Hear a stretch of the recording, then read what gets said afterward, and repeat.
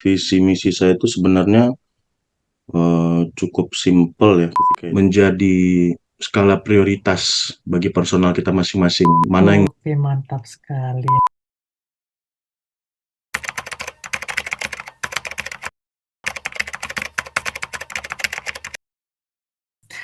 Halo, halo semua, salam 24 jam. Welcome to Halo PPI, podcast by BPMI, IPRM by PPI Dunia. Perkenalkan dulu, nama saya Ariel. Saya sekarang lagi berkuliah di Nanjing University of Information Science and Technology di Nanjing, Tiongkok. Dan ini partner saya. Halo semuanya, nama aku Steffi. Aku juga sekarang berkuliah di Nanjing, China. Nah, Steffi, kita hari ini tema podcast kita apa sih? Hari ini kita mau bahas nih, mengulik lebih dalam lagi tentang PPI Dunia. Apa sih PPI Dunia bagi teman-teman yang belum tahu nih? Nah, pas kali kita hari ini kedatangan langsung nih narasumber, ya, koordinator PPI Dunia tahun 2023-2024, yaitu Kak Hamzah. Halo Kak Hamzah. Halo Mas Ariel dan Mbak Stevi. Halo Kak, apa kabarnya nih Kak? Baik, baik. Gimana kabar Ariel dan Stevi? Luar biasa dong. Baik, baik, baik. Nah, sebelum jadi Kak Hamzah ini sebelum jadi Ketua PPI Dunia juga pernah menjadi Ketua PPI Negara Lebanon ya Kak? Ya, pernah. Dulu kalau nggak salah 2019-2020. Ya, Oh, pernah. 2019, 2020. Nah, lanjut. Heeh. Oke, nah, menjadi ketua PPI negara Lebanon sama menjadi ketua PPI dunia itu ada kayak perbedaannya nggak sih Kak? Menurut Kakak sendiri? Tentu sangat signifikan perbedaannya ya, antara dari Ketua PPI Lebanon dan juga kalau di PPI Dunia itu sebutannya koordinator. Jadi signifikan perbedaannya itu, kalau teman-teman tahu PBB ya, Perserikatan Bangsa-Bangsa. Nah, itu kan fungsi dari PBB itu kan seperti hub ya, ataupun dipimpin oleh seorang sekretaris jenderal ya. Nah, ini kurang lebih hampir sama lah. PPI Dunia itu dipimpin oleh seorang koordinator, bukan sekjen, tapi apa namanya, yang memang mempunyai wewenang, kemudian memiliki hak dan memiliki basis konstituen yang langsung itu adalah PPI negara. Jadi contoh misalnya kalau di Tiongkok itu kan ada PPI Tiongkok ya. Nah, jadi PPI Dunia ini fungsinya fungsi koordinasi. Jadi ada misalnya kepentingan dari PPI secara keseluruhan itu akan diakomodir oleh PPI Dunia. Cuman kalau spesifik di negara masing-masing, misalnya isu tentang ASEAN. Nah, isu tentang ASEAN berarti yang apa namanya, yang concern di situ berarti PPI negara yang di ruang lingkup kawasan Asia. Nah, kalau yang di misalnya concern isu tentang Timur Tengah. Nah, Timur Tengah itu concern misalnya tentang isu terorisme dan lain-lain sebagainya, itu fokusnya ke Timur Tengah. Nah, dan lain-lain hal yang memang PPI Dunia ini kurang lebih perbedaan signifikannya itu ada di apa namanya, fungsi koordinator sebagai fungsi untuk apa ya, me- apa namanya, kepentingan yang memang kepentingan PPI itu secara keseluruhan. Nah, jadi dalam cakupan misalnya pelajar Indonesia di luar negeri punya concern tentang apa, nah itu adalah cakupan dari PPI Dunia. Tapi ketika concern ke negara masing-masing, itu adalah concern dari PPI negara masing-masing, seperti itu. Oke. Oke, oke. Dengar penjelasan dari Kak Hamzah nih, cukup berat berarti ya jadi jadi koordinator PPI Dunia ini. Tapi eh, dengan tanggung jawab yang besar itu juga, kenapa sih Kak Hamzah mau jadi ketua PPI Dunia itu sendiri? Kalau mau atau tidak mau, tentu saya akan refer ke pengalaman ya, karena saya hampir 4 tahun ikut join dan bergabung di PP ini sejak saya dulu masuk pertama kali di Lebanon. Jadi saya tidak langsung jadi pengurus PPI Dunia, kemudian jadi koordinator PPI Dunia. Jadi ada jenjang. dari bawah gitu. Jadi pertama ikut dulu jadi pengurus PPI Lebanon, kemudian ketika jadi pengurus, saya juga sempat ikut jadi pengurus PPI Dunia juga. Jadi sempat jadi apa namanya teman-teman juga nih kayak Ariel ataupun Steffi. Saya dulu pernah di inovasi bisnis, fokusnya itu kemarin di ketika di pengurus PPI Dunia tahun 2019 kalau nggak salah. Nah setelah jadi pengurus PPI Dunia, saya langsung coba apa namanya step to the next level. Itu saya coba ambil apa namanya jadi presiden di kalau di Lebanon namanya presiden ketuanya presiden PP Lebanon. Kemudian setelah dari PP Lebanon saya dilihat oleh teman-teman capable dan apa namanya eh, apa ya mungkin teman-teman rasa itu saya bisa coba bisa di apa namanya kalau bahasanya itu diberikan amanah lah sama teman-teman. Saya ketika itu sempat jadi koordinator PPI Dunia di kawasan Timur Tengah dan Afrika. Nah, Timur Tengah dan Afrika, setelah itu langsung lanjut lagi di beberapa kongres saya pernah hadir, juga ikut berdebat lah tentang ADRT dan lain sebagainya. Nah, pada akhirnya terakhir ya sebelum di koordinator PP Dunia saya sempat jadi wakil koordinator. Pada saat itu koordinatornya Bang Ahyar ya, koordinator PP Dunia periode sebelum saya. Nah, setelah Bang Ahyar, saya lihat kondisi dan apa namanya situasi di lapangan bahwa PP negara apa namanya yang saya lihat PPI Dunia ini butuh sustainability ya, butuh keberlanjutan apa yang sudah dibangun itu terus dibangun ya. Maksudnya asasnya sudah dibangun, gedungnya tinggal dibangun. Nah, saya coba maju sebagai kandidat di menjadi koordinator PPI Dunia dan kemarin bulan Agustus lalu itu berdasarkan hasil kongres terpilih menjadi koordinator PPI Dunia. Walau memang sebenarnya berat atau tidak berat tentu ketika menurut saya ya ketika kita punya pengalaman berjenjang dari bawah itu tentu menjadi satu landasan ketika kita sudah di top level manajemen itu pasti akan menjadi lebih mudah karena kita tahu rasanya dari bawah kemudian di middle kemudian ketika ketika kita sampai top itu tahu kita oh begini nih ketika dulu saya jadi pengurus seperti ini ketika dulu saya jadi PPI negara seperti ini ketika saya jadi di level kawasan seperti ini. Nah ketika jadi koordinator PPI dunia sehingga tahu lapangannya itu seperti apa. Jadi menurut saya sih susah-susah mudah menjadi koordinator PPDU. Tapi tentu ketika kita punya pengalaman, pengalaman yang cukup apa namanya, cukup banyak dan cukup intens, tentu itu akan menjadi satu hal yang memudahkan kita dan meringankan beban ataupun meringankan apa ya, meringankan tugas kita ataupun amanah kita sebagai koordinator ataupun pemimpin di top level di organisasi kita ini gitu. Oke, jadi memang pengalaman adalah kunci keberhasilan ya. Hmm. Nah, dengan Kak Hamzah nih menjadi koordinator PPI Dunia pasti mempunyai visi dan misi dong buat PPI Dunia di bawah kepemimpinan Kak Hamzah sendiri. Boleh di-spill nggak visi dan misi dari Kak Hamzah itu apa buat PPI Dunia di tahun 2023-2024 ini? Jadi visi misi saya itu sebenarnya cukup simpel ya ketika itu bahwa saya ingin eh, apa namanya pertama coba mendengarkan dulu. Jadi biasakan ketika kita mau memimpin di sebuah organisasi ataupun perusahaan, menurut saya itu kita coba lihat dulu nih siapa yang akan kita pimpin gitu ya, terutama dalam ruang lingkup organisasi. Saya telepon dengan beberapa ketua PP negara sehingga timbullah visi ataupun nama nama kabinet pada tahun ini itu berjaya karena saya rasa kita kemarin diterpa COVID ya dalam waktu kemarin itu 2 ataupun 3 tahun yang lalu 4 tahun lah ya kalau ketika karena kita sudah masuk 2024 sejak 2020 awal itu kita ditimpa COVID kemudian apa namanya bahkan bukan hanya kita saja ya dunia global kemudian yang itu saya mengambil intisari bahwa 2023 itu masih situasi yang sudah mulai membaik ya, sudah mulai membaik.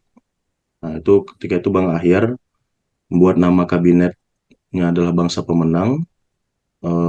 Saya langsung berpikir, wah ini kayaknya cocok nih. Gimana caranya kita coba membuat PPI Dunia ini berjaya kembali gitu. Berjaya kembali maksudnya itu berjaya cuman bukan hanya apa namanya teman-teman paham dan tahu gitu ya tentang PPI Dunia itu apa, tapi lebih berjaya dari segi sumber daya manusianya gitu.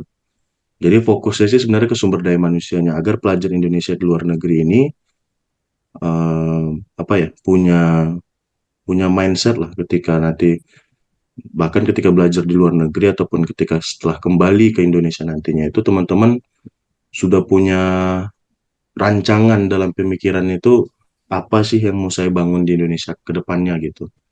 Karena memang eh, visi yang saya ambil itu terdekat itu kan walaupun memang masih ada waktu kalau ke 2045 itu kan kurang lebih ada 21 tahun lagi ya. Tentu itu kalau dari jenjang peradaban itu cukup waktu yang cukup singkat.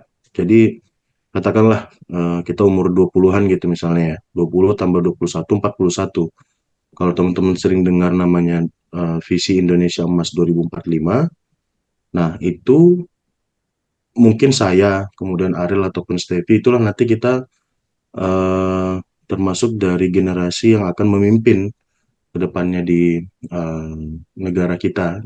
Jadi tentunya untuk jenjang ataupun persiapan ke 2045 ini tentu tidak bisa katakanlah misalnya nanti 2002 udahlah nanti 2044 aja gitu ataupun 2040 aja. Tentu membangun visi besar dari negara kita ini harus membutuhkan sebuah proses dari usia usia produktif muda kita ini gitu. Jadi visi misi saya ambil itu ada intisari dari beberapa hal dari pilar pembangunan Indonesia 2045 yang memang salah satu pilarnya itu adalah peningkatan kualitas sumber daya manusia gitu. Contohnya kan program-program yang memang sudah kita jalankan itu ada seperti mungkin teman-teman melihat ada sekolah ekspor gitu ya.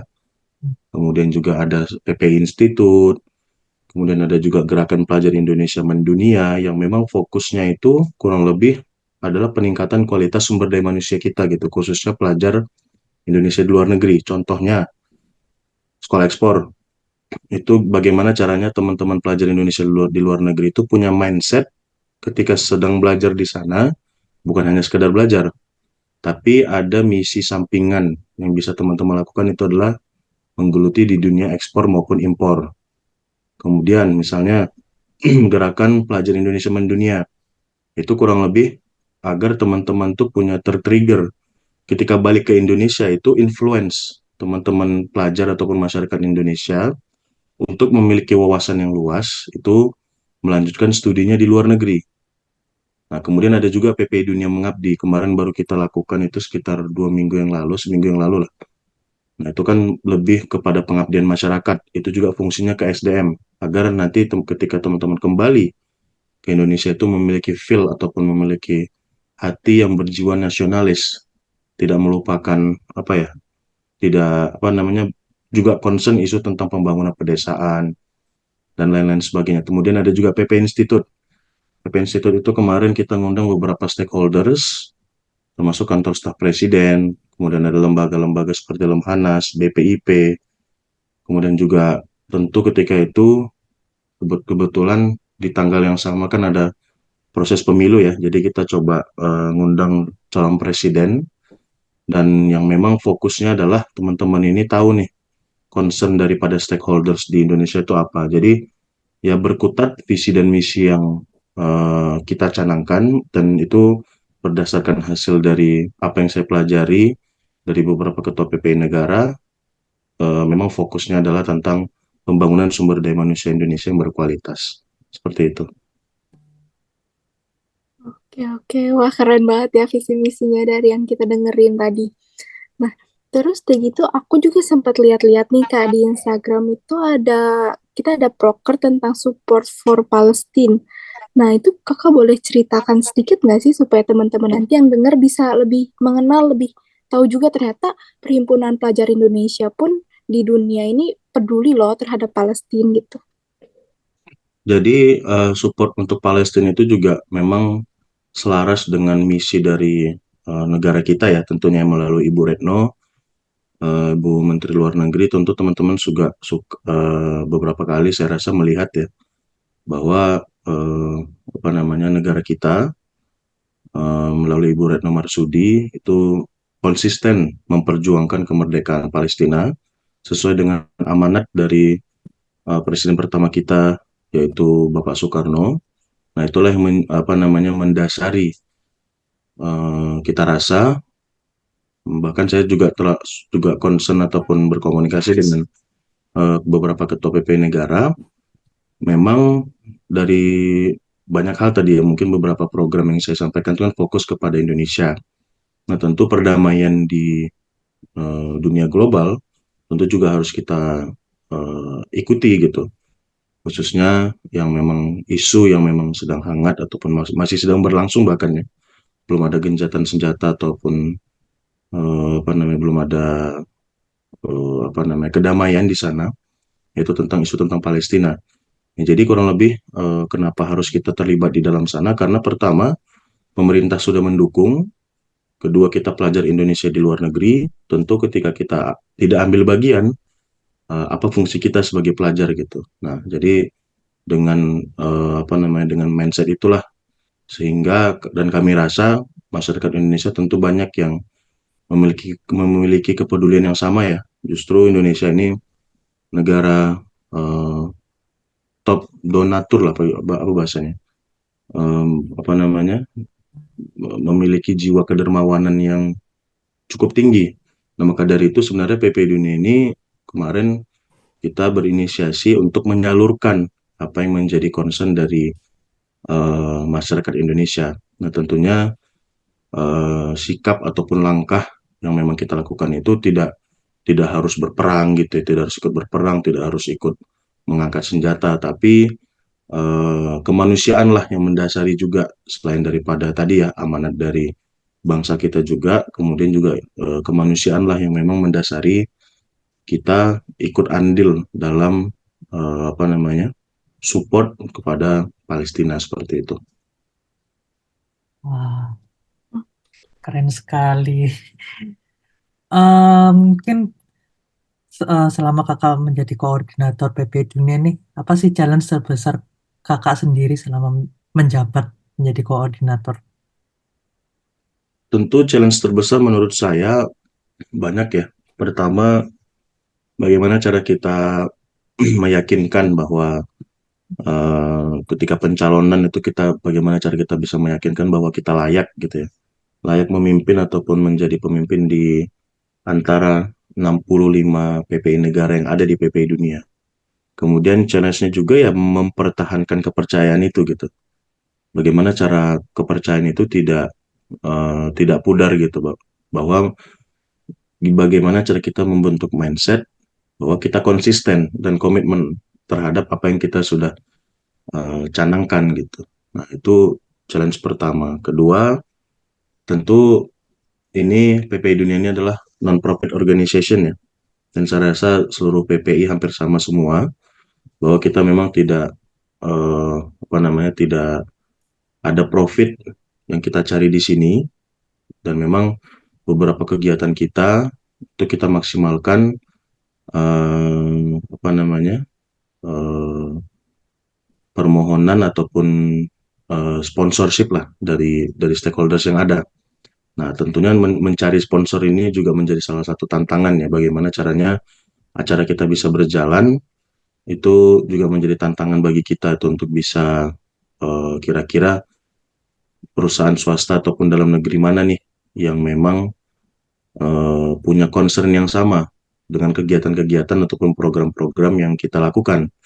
Nah, tentu ini menjadi sebuah tantangan juga di samping kita sebagai roda organisasi, apalagi ruang lingkupnya internasional, ketika memang menetapkan bahwa kita itu adalah non-profit organization. Jadi tidak ada rutinan gitu. Misalnya kalau pemerintahan itu kan ada rutinannya ya, bahwa penyerapan dana untuk menjalankan roda pemerintahan itu melalui APBN. Nah, APBN itu kan pajak dari rakyat Indonesia ya. Nah, tentunya kalau dilihat sendiri, rakyat kita ini kan mahasiswa ataupun pelajar Indonesia di luar negeri. Kan tidak mungkin juga kita ngutipin nih, misalnya saya ngutipin ke Stevie ataupun Ariel, rutinan nih bayar berapa, 100.000 misalnya. Nah, kalau kalau memang seperti itu bisa terjadi, itu kita nggak perlu sponsor lagi untuk bikin-bikin kegiatan. Nah, jadi memang tantangannya cukup besar. Tadi tadi tentang mengenai kepercayaan ya, karena konstituen dari PPI Dunia ini adalah Ketua PPI Negara. Nah, kemudian konstituen dari PPI Negara itu adalah pelajar Indonesia di luar negeri. Jadi secara tidak langsung sebenarnya bagaimana cara kita memikirkan membuat sebuah program itu bisa bermanfaat bagi seluruh pelajar Indonesia di luar negeri. Seperti itu. Oh gitu ya, ya. Oke, oke, bagus sih Kak, keren banget. Nah, terus lagi tuh aku pengen tanya juga nih, kalau misalnya dari Kakak sendiri selama udah berarti 1 semester lebih ya untuk menjabat, apa sih yang paling berkesan buat Kakak? Pengalaman yang paling Menurut berkesan gitu. pengalaman yang paling berkesan ya, saya melihat dan setelah saya pelajari, eh, beberapa saya berjumpa dengan beberapa organisasi dan juga saya berjumpa dengan beberapa komunitas dan juga stakeholders. Saya melihat PPI Dunia ini futuristic organization ya, apa namanya, organisasi yang apa namanya, masa depan gitu. Bahkan mungkin teman-teman tahu ya, dulu sebelum Zoom itu dipakai oleh masyarakat Indonesia menjadi umum gitu, menjadi general di Indonesia, itu kita bahkan sebelum COVID, sebelum COVID itu PPI Dunia itu sudah menggunakan Zoom terlebih dahulu.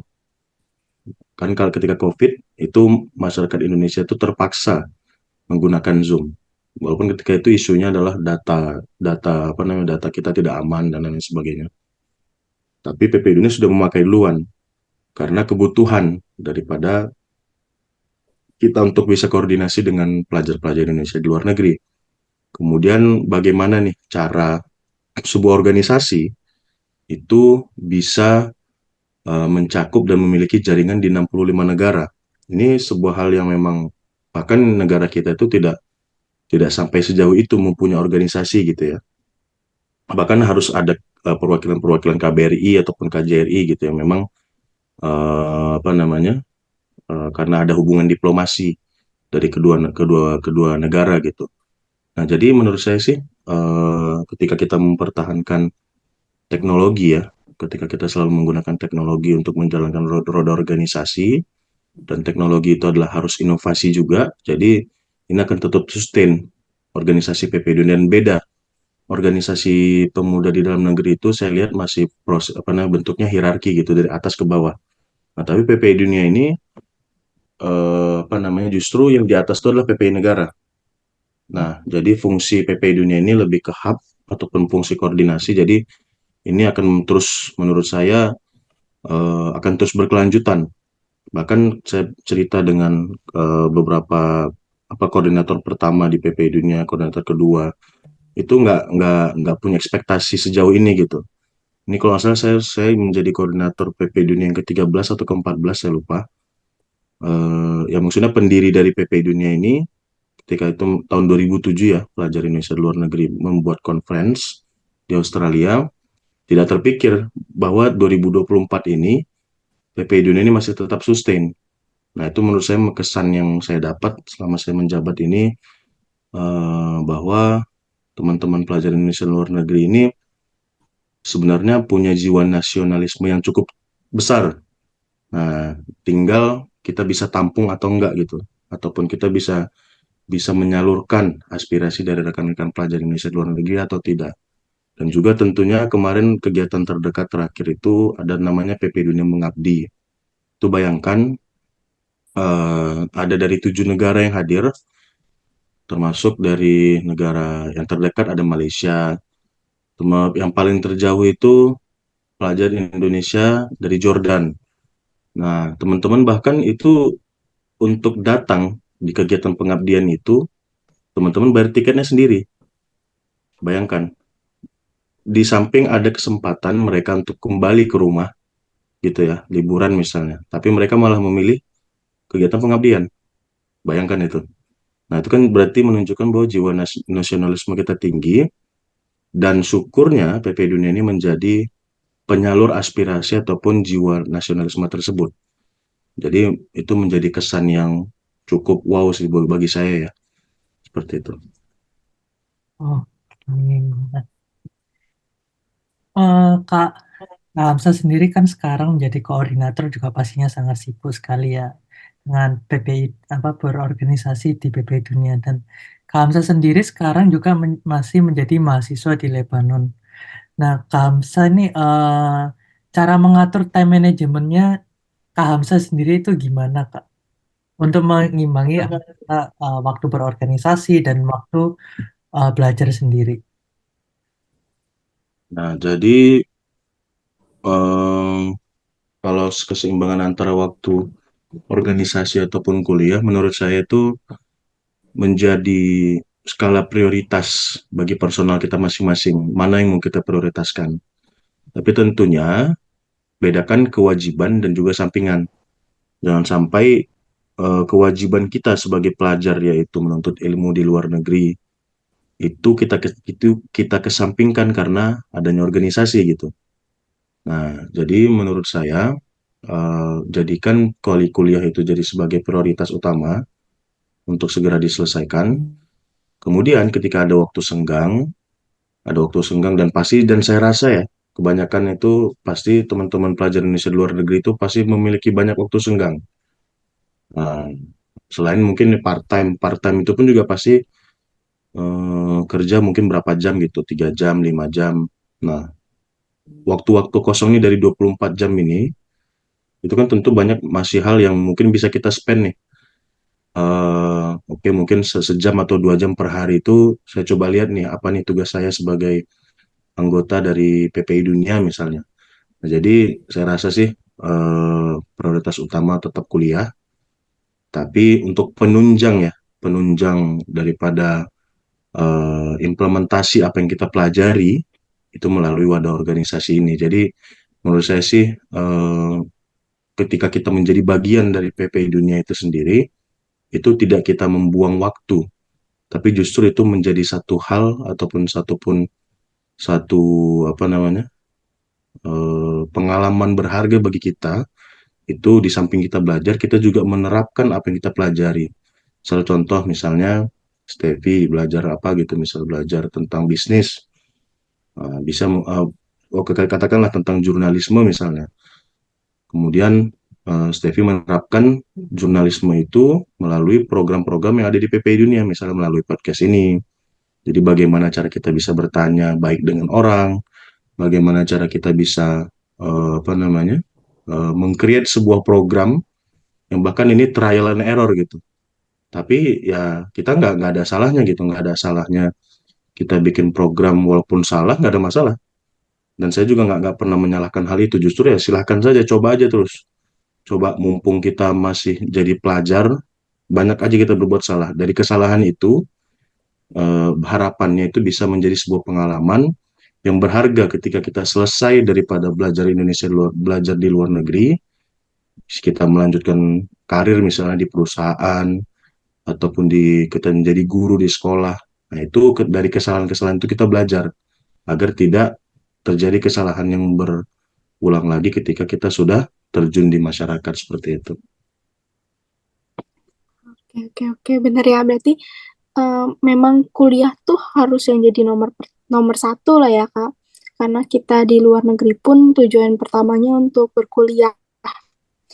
Nah, ngomong-ngomong tentang kuliah, aku tahu Kak Hamzah ini sendiri berkuliah di Lebanon. Nah, kenapa sih Kakak memilih berkuliah di Lebanon?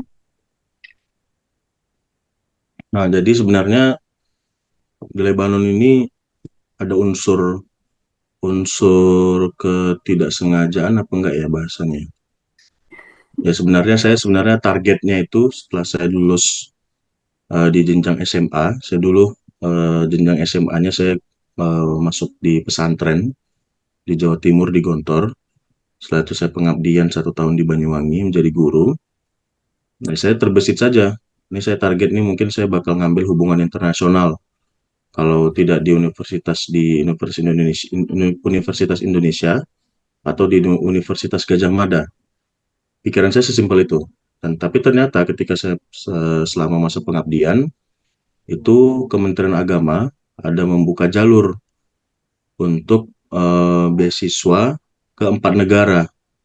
Salah satunya Lebanon. Itu ke 4 negara itu Maroko, Sudan, Mesir, dan Lebanon. Nah, ya saya iseng aja sebenarnya milih Lebanon gitu. Saya lihat, oh ini Mesir, seingat saya sudah banyak nih orang yang lulus dari Mesir gitu. Sudan juga sudah banyak. Maroko, menurut saya terlalu panas kayaknya kelihatannya ya. Maksudnya apa namanya banyak pasirnya gitu. Nah, saya lihat nih Lebanon nih kayaknya oke nih. Saya buka map, oh ini hijau nih, tanah Arab yang memang identik dengan gurun gitu ya. Gurun pasir kok hijau, ya udah saya pilih aja negara Lebanon. Nggak banyak riset saya ketika itu Lebanon itu apa ke ininya kekhasannya dan lain sebagainya. Dan tapi ternyata dari total 600 sekian pendaftar di seluruh Indonesia itu saya lulus menjadi keterima sebagai beasiswa, penerima beasiswa. Tapi memang sebenarnya masih masuk cadangan. Jadi lucunya yang keterima beasiswa itu sebenarnya 10, tapi ada 5 nama yang dimasukin menjadi penerima beasiswa cadangan. Misalnya yang keterima dari 10 di atas itu tidak lanjut gitu ataupun bagaimana. Nah, saya masuk cadangan dan bahkan nomor saya nomor paling bawah, nomor 15. Nah, jadi dan ternyata syukurnya semuanya diberangkatkan. 15-15 diberangkatkan, ada kalau nggak salah satu atau dua gitu yang memang tidak jadi karena faktor kesehatan atau apa atau gimana. Nah, jadi ya itu pada akhirnya saya coba konsultasi dengan orang tua gimana nih ya atau mah kalau saya lanjutin kuliah di luar negeri padahal target saya di dalam negeri gitu. Nggak apa, coba aja kamu coba lanjutin kuliah kamu di sana, ataupun juga tidak ada ini kan, tidak ada kontrak dengan Kementerian Agama bahwa kamu harus kembali ke Indonesia dan lain sebagainya gitu. Nanti kalau memang sudah misalnya setahun eh, nggak betah ataupun nggak nyaman gitu ataupun nggak cocok, ya udah balik gitu. Dan tapi ternyata setelah setahun nyaman, 2 tahun nyaman, 3 tahun si oke nih, 4 tahun lah. Jadi sudah terlanjur lah. Maksudnya di tahun keempat kayaknya udah nggak bisa balik lagi nih. Maksudnya tanggung banget gitu. Udah mau selesai, ya udah saya selesaikan gitu. Jadi itu sih ceritanya kenapa di Lebanon seperti itu. Oh, oke. Nah, sama ceritanya kayak Kak Hamsa, aku juga sebelum ke Tiongkok researchnya dikit-dikit, tapi ya akhirnya sampai sekarang. Nah, eh, Hmm. kalau waktu kakak kuliah di Lebanon, kayak ada culture shock nggak pertama kali? Culture shock tentu ada ya, pasti berbeda kebudayaan, berbeda apa namanya, yang paling terutama ya menurut saya itu culture shock antara Indonesia dan negara Arab itu, orang Arab itu kalau ngomong tuh nggak ada kata-kata baper. Ya Hmm. udah bener-bener di depan mata tuh kayak kita ngomong apa adanya lah gitu. Ya belak-belakan gitu. Kalau Indonesia ini kan pasti ada baper gitu, ada yang takut kesinggung atau apa bagaimana. Kalau di Arab tuh nggak, ya ngomong apa adanya aja. Lu salah, lu benar, lu salah, lu benar. Kalau kita kan ada yang disembunyiin gitu, nanti tunggu momen. Menurut saya sih culture shock itu salah satunya itu. Dan lain-lain hal yang mungkin lebih misalnya eh, cara ngomong kita itu, pokoknya tata krama di sana tuh berbeda banget lah dengan yang ada di Indonesia. Dan tentunya ketika kita menyesuaikan, dan culture shock itu terutama dari itu ya, tadi tata krama, kedua tentang makanan. Makanan itu kayak di sana itu apa namanya, makanan utama, makanan pokoknya itu roti, bukan nasi. Nah, jadi gimana cara kita bisa menyesuaikan, dan syukurnya ternyata di sana ada beras, beras Mesir gitu yang dijual di sana yang memang apa namanya mirip lah dengan beras yang sehari-hari kita makan. Jadi ya harus rutin masak sih ketika di Lebanon, masak sendiri itu untuk mengusir kekangenan dengan masakan-masakan di Indonesia seperti itu. Tapi tetap dengan ketika saya berada lama di Lebanon itu jadi terbiasa dengan makanan-makanan di sana seperti itu. Oh iya, iya. Pasti setiap negara pasti ada culture shock-nya ya, Kak. Nah, Betul. kalau setelah lulus kakak berkuliah nih dari Lebanon, kira-kira rencana kakak ke depannya itu apa ya? Kalau rencana saya ke depannya, kayaknya planning singkat saya itu setahun 2 tahun dulu di Indonesia gitu. Setahun 2 tahun di Indonesia, cari pengalaman, pengalaman kerja kah atau pengalaman apapun itu. Setelah itu mungkin lanjut lagi jenjang kuliah di luar negeri, tapi tidak di Lebanon lagi gitu. Tapi ya semoga ada jalan lah, ada jalan untuk mengambil beasiswa lanjutan untuk kuliah di luar negeri seperti itu. Oke. Em, Gak terasa sekarang kita sudah 30 menit, Steph. Sangat insightful sekali ya, Steph. Iya banget nih. Mungkin nih Kak untuk closing nih, boleh kali ada pesan buat adik-adik yang mungkin belum join di PPI Dunia atau mungkin ada yang mau kuliah di Lebanon tapi masih masih belum fixin hati nih. Em, Boleh kakak Kak, Kak Hamzah sendiri membuat pesan. Boleh-boleh pesan satu nasi goreng gitu ya, boleh ya? Boleh Kak.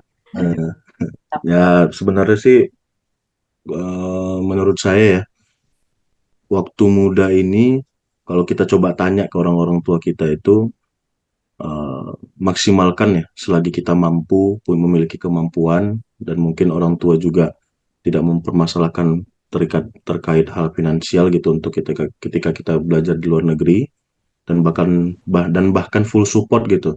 Udah belajar aja terus di luar negeri misalnya. Nah, itu jangan disia-siakan karena akan menjadi sia-sia, akan menjadi apa ya? Akan menjadi bahasanya itu apa ya? Wah, bener nih gitu. Kayak kita akan sadari gitu. Kita akan sadari ketika kita tua bahwa masa kita menuntut ilmu di luar negeri ini itu sangat berharga. Nah, jadi maksimalkan kemampuan kita gitu ya, kemampuan kita untuk belajar di luar negeri, kemudian juga kesempatan ini gitu, kesempatan kita bisa kuliah di luar negeri itu dimaksimalkan karena ketika kita nanti sudah masuk di usia yang kita sudah harus memikirkan keluarga, memikirkan anak itu sudah hampir tidak ada kesempatan untuk bisa fokus ke kuliah gitu. Apalagi kita sudah harus fokus bagaimana caranya besok itu makan apa misalnya gitu ya. Nah, jadi menurut saya ada kesempatan dan ada dukungan dari orang tua ini dimaksimalkan semaksimal mungkin agar kita itu bisa terus mencari ilmu, terus menggali potensi kita, terus menggali apa sih cita-cita kita gitu. Nah, jadi ketika kita nanti setelah sudah berumur yang matang, katakanlah umur 30 misalnya, ataupun umur 30-40, itu berdasarkan pengalaman yang kita pelajari dari misalnya belajar di luar negeri, itu akan menjadi modal yang cukup besar gitu, yang sangat besar. Apalagi ketika kita belajar di luar negeri, mumpung ada organisasinya nih, PPI Dunia, nah, ataupun PPI Negara misalnya. Karena kalau kita lihat di pelajar-pelajar selain Indonesia ya, mungkin teman-teman ada tahu pelajar India misalnya di China misalnya, pelajar misalnya apa, pelajar dari Jerman misalnya yang kuliah di China misalnya atau apapun itu nggak pernah nggak saya rasa saya juga saya nggak tahu entah klaim atau asumsi saya ya, asumsi saya adalah tidak ada pelajar luar negeri itu yang punya wadah organisasi sebesar PPI Dunia. Dan bahkan mereka kadang nggak punya wadah yang memang berjejaring seluruh pelajar luar negeri gitu. Maksudnya pelajar yang sama, memiliki nasib yang sama. Misalnya orang Jerman yang kuliah di misalnya orang Jerman yang kuliah di Amerika, misalnya orang orang Jerman yang kuliah di itu mereka pasti saya yakin nggak ada yang memiliki wadah organisasi yang sama. Nah, ini mumpung kita ada dan mumpung kultur kita mendukung hal itu dimanfaatkan sebaik-baik mungkin. Dan karena memang saya rasa ketika kita masuk di selain daripada kita fokus kewajiban kita menuntaskan kuliah, ketika kita tambah lagi pengalaman menjadi pengurus PPI Dunia misalnya, itu kan menjadi modal besar, menjadi mental, menjadi mental yang apa namanya, mental untuk bekal kita itu untuk berhadapan dengan siapapun gitu. Baik itu nanti ke depannya kalau kita berjenjang di perusahaan, kita menjadi karyawan di perusahaan ataupun kita menjadi bos di perusahaan, tentu modal organisasi ini itu akan bermanfaat dan itu akan kita sadari ketika kita nanti sudah terjun di masyarakat langsung seperti itu. Jadi closing statementnya sih, manfaatkan kesempatan ini sebaik mungkin dan jangan sampai lupa jaga kesehatan, jaga diri, dan juga selalu komunikasi dengan keluarga yang ada di rumah karena itu apa ya, menurut saya menjadi satu hal yang bisa menjadi motivasi ya, walaupun misalnya teman-teman nggak akrab gitu dengan orang tua, tapi ketika di perantauan saya rasa itu tiba-tiba pasti ada satu hal yang jadi apa namanya, momentum rindu gitu, walaupun misalnya di rumah biasanya berantem gitu, tapi ketika kita di perantauan itu jadi rindu misalnya, itu terus kita bangun komunikasinya dengan keluarga seperti itu mungkin dari saya. Oke, mantap sekali. Nanti teman-teman kalau memang ada kesempatan berkuliah negeri, pakailah kesempatan itu. Sekarang juga banyak sekali beasiswa-beasiswa yang sangat gampang ya, kan apa nge-apply-nya untuk di luar negeri. Dan kalau sudah berkuliah di luar negeri, jangan lupa gabung di PPI Dunia. Oke, thank you banget nih Kak Hamzah sudah mampir di podcast kita. Halo PPI. Eh, Sukses selalu, sehat selalu Kak Hamsa. Nah, sebelum kita tutup nih bisa kali kita ngomong salam 24 jam. Itu kan motonya moto PPI Dunia ya. Oke, oke, kita ngomong sama-sama. 3 2 1. Salam Salam Salam 24 24 jam. jam. ada. Oke deh. Oke, thank you Kak Hamsa.